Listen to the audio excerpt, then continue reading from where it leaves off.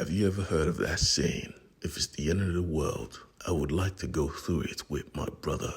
Well, the world is in flames, and the only glimpse of sanity comes from an agency charged with protecting precious cargo. This is the Ghost Fleet. And if you are new to my channel, welcome.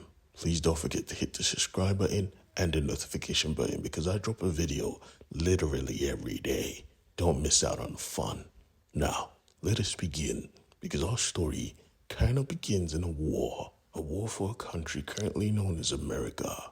This war follows a General Andrew Jackson, having to collab with pirates to use a very dark path to smuggle in supplies for his forces. This makes him see the value of underground roads. This makes him see the value of protecting cargo. This is how the Ghost Fleet was born. And that was back then, about 200 years ago. Now, we see the Ghost Fleet in the present. They have evolved. Our story follows a man called Trace, who has a partner he treats like a brother because honestly, he's married to his literal sister. Ward was acting strange. He didn't like the fact that Trace kept talking about the sickness his wife has. So the second they get interrupted by odd behavior by one of the vehicles, he's happy to take it. Grabbing onto the comms, he called Bobcat. Respond. But that wasn't Bobcat. That was an assailant, and they opened fire quickly, destroying the vehicle they were once sitting in. They were under attack.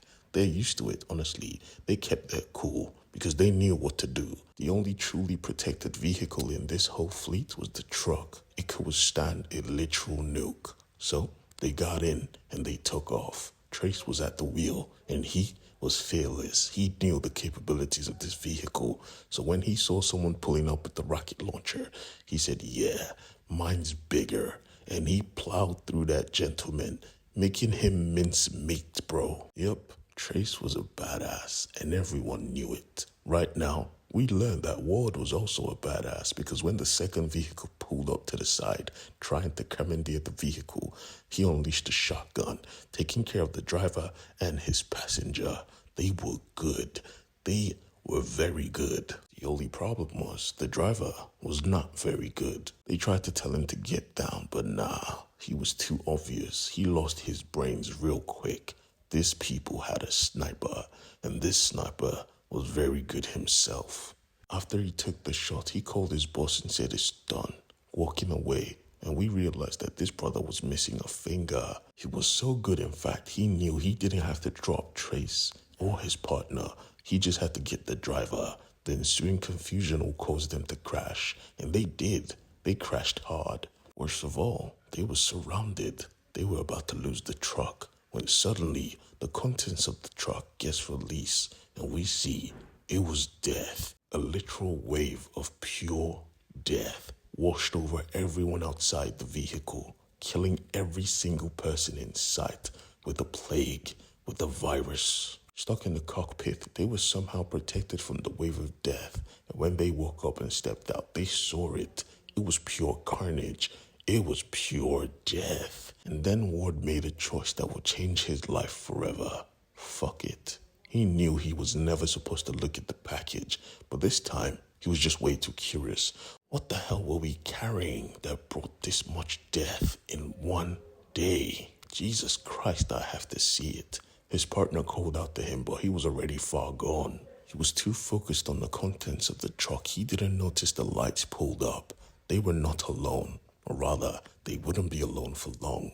His partner, however, noticed the light, and he noticed a gun. He knew what he had to do. You could literally see the grief on his face. He was about to make a choice he would come to regret. Trace saw the contents of the package, and he lost his brains. Jesus Christ, what have we done? He dropped to his knees, and right behind him was his brother, his partner, Ward. Trace looked at him and said, what are you doing? And Ward said, they said they were going to heal my girl. I have to do this. And he did. He dropped his own brother in arms to the floor with a bullet to his brain. He thought it was over. He tried to get rid of the corpse. Or rather, he planned this all out. When the forces came, he let them know the package was secure. They could take it away. And his partner, he left them in a trunk. He treated his injuries, and he left them alive. That was a mistake. Trace was full of rage. Trace was full of hate. And now Ward had chosen to give him someone to hate fully, himself. Trace got a letter from Ward, but he didn't want to read that shit. He threw it away because he knew what he had to do next. He knew how this started with a bullet to my brain. But he was not going to expect how this shit was going to end. It was going to end with the world in more death. Ooh, we are ready.